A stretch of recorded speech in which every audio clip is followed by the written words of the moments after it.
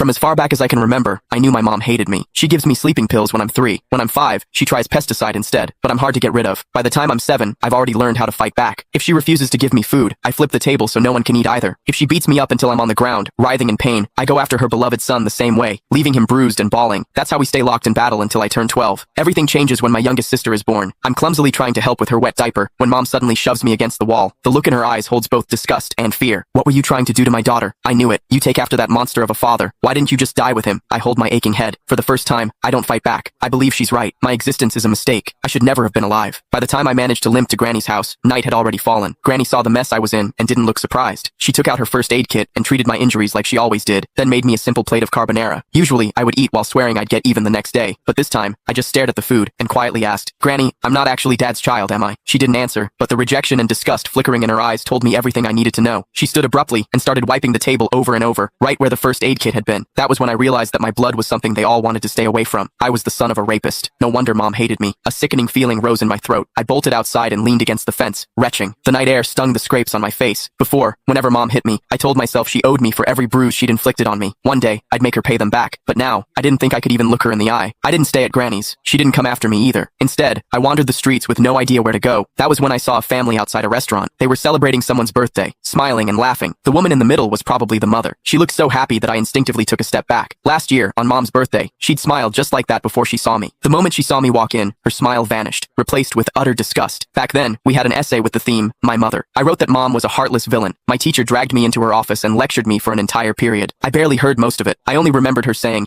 "No mother in this world would ever stop loving her child." I believed her. I saved money from collecting recyclables and bought my mom a birthday cake. I just wanted a hug, the same kind she gave my brother, Casper Willis. But her frigid expression was like a stab in the heart. I felt like a fool, standing there with that cake in my hands. Anger overwhelmed me. When no one was looking, I went out and caught a couple of frogs in the garden. Then, I hid them in the cake. I could still remember the way she screamed when they jumped out. Back then, I felt a twisted sense of satisfaction. I thought she didn't deserve to be a mother. I thought she had it coming. But now, I know the truth. The one who didn't deserve anything was me. My existence itself had hurt her. As I watched that mother's smile through the restaurant window, I made a decision. This year, for mom's birthday, I would give her a gift she would truly be happy with, one that would free her completely. I decided to die. Once that thought took root in my mind, my steps felt lighter. I even started planning how to do it without troubling anyone. I needed to do something that wouldn't leave a mess. But before I could carry out my plan, a patrolling officer spotted me and brought me home. Mom answered the door. As the door shut behind us, I stared at the floor, unable to meet her eyes. Her icy tone sliced through the air. "Why didn't you just